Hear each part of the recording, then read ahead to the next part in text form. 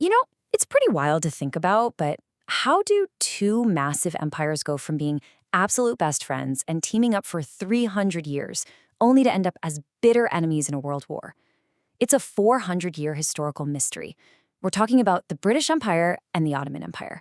For centuries, these two were practically unstoppable together. But by the 1900s, the whole thing completely fell apart. So how exactly did that happen? Welcome to today's Explainer. We're looking closely at this shift from amity, which is just a fancy word for friendship, straight into conflict. We'll see how shifting global threats, financial crises, and the sudden, desperate need for fuel caused this historic breakup. Because as you'll see in geopolitics, friendships might be temporary, but a country's permanent interests, those never really change. So here is our roadmap for today. We'll cover 1. From strangers to allies. 2. Guarding the empire. 3. The Crimean War Brotherhood. 4. Propaganda and broken alliances. And finally, 5. Railways, oil, and war. All right, let's dive right into part 1, From Strangers to Allies. This 400-year geopolitical drama really unfolds across 3 distinct eras. First up, the 16th and 17th centuries, where they teamed up against a common enemy, Spain. Then we move into the 18th and 19th centuries, where Britain essentially acted as a shield, protecting the Ottomans from Russia. And finally, the late 19th century through World War I, where domestic propaganda and a fierce rivalry with Germany led to total conflict. So, kicking things off in the 1500s, England's Queen Elizabeth I was in real trouble. The Catholic Spanish Empire was a massive threat and wanted her throne. She desperately needed a powerful ally outside of Europe.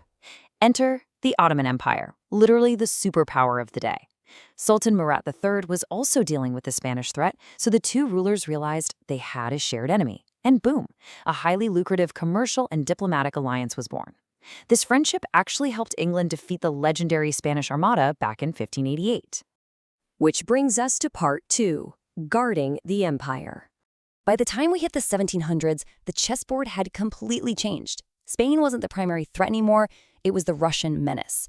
Russia was pushing aggressively south, desperately seeking warm water ports that wouldn't freeze in the winter.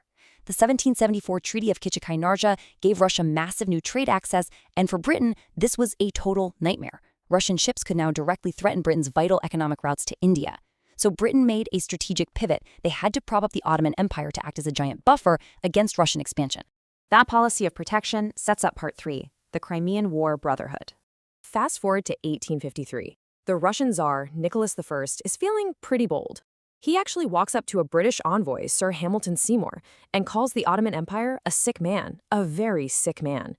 He was basically pitching a dangerous idea to just carve up the Ottoman territories and split them. But the British firmly said no way. They needed to maintain the balance of power. Well, because Britain rejected the partition, Russia attacked anyway. They absolutely destroyed the Ottoman fleet at the port of Sinop. And when news of this horrific disaster reached London, the British public lost it. The press whipped everyone into an anti-Russian frenzy, demanding action. So, in 1854, Britain actually declared war alongside their old Ottoman friends. They won, stopping Russia in its tracks, and honestly, the alliance seems stronger than ever. But alliances are tricky, which leads us to part 4, Propaganda and broken alliances. 239 million. That is a staggering amount of lira. Following the war, the Ottoman Empire borrowed heavily from Europe to modernize. By 1874, they were sitting on this gigantic mountain of debt. It's basically like maxing out millions on a national credit card. And as you can probably guess, when foreign debt is involved, international friendships can turn incredibly sour, incredibly fast. Then, a tragic domino effect kicked in. In 1873, severe snowstorms battered central Anatolia, triggering a widespread agricultural famine. With the crops destroyed, the government couldn't collect taxes, and they essentially ran dry. By 1875, they had to declare default on their foreign debt. They had to tell their British and French investors that they just couldn't pay. The investors back in London were furious, and all that post-war goodwill vanished almost overnight. This sparked a massive political divide back in Britain. You had the traditional conservative foreign policy, which argued for protecting the Ottomans to secure trade and check Russian power. But on the other side, Liberal Party leader William Ewart Gladstone pushed a totally different, highly ideological crusade. He actually wanted to dismantle the Ottoman Empire and align with Russia based on shared religious ideology. To get his way, Gladstone turned to propaganda. He capitalized heavily on uprisings in the Balkans and Armenia, publishing highly charged political pamphlets called the Bulgarian Horrors. It was incredibly effective. He entirely shifted British public opinion away from the Ottomans. The result? When Russia attacked the Ottomans again in the 1877 Russo-Turkish War, Britain just sat back and watched. They completely abandoned their 300-year ally. Now isolated, the Ottomans had to look elsewhere. Part 5: Railways, Oil, and War. With Britain abandoning the region, Germany swiftly stepped into the void. Kaiser Wilhelm II launched a strategy called Weltpolitik, essentially world politics. He wanted Germany to be a global player, so he aggressively pivoted to the Middle East, forming a very tight new bond with Sultan Abdülhamid II. And Germany didn't just bring diplomacy, they brought infrastructure. Look at these investment numbers. Soon, Germany controlled 49% of foreign railway investments in the Ottoman Empire, completely dominating strategic projects like the Baghdad Railway. Meanwhile, Britain's influence plummeted down to just 11.4%. For London, watching German trains speed toward the Persian Gulf was absolutely terrifying. The timing of this German expansion couldn't have been worse for Britain, because in 1911, Winston Churchill made a decision that changed the world. He decided to switch the British Navy's fuel source from coal to oil. Literally overnight, the oil-rich territories of the Middle East became the most critical strategic battlegrounds on the planet. And remember who was building a railway network right into the heart of it? Germany.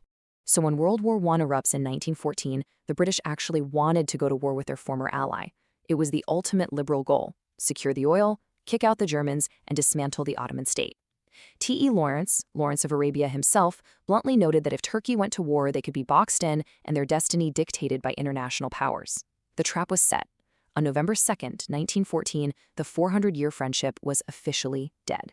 Which leaves us with a really fascinating question to chew on. We've just traced how an alliance that started with Queen Elizabeth and a sultan survived for centuries, only to be totally dismantled by severe weather, a mountain of debt, domestic propaganda, and a sudden, desperate thirst for oil. It really makes you look at the world differently today, doesn't it?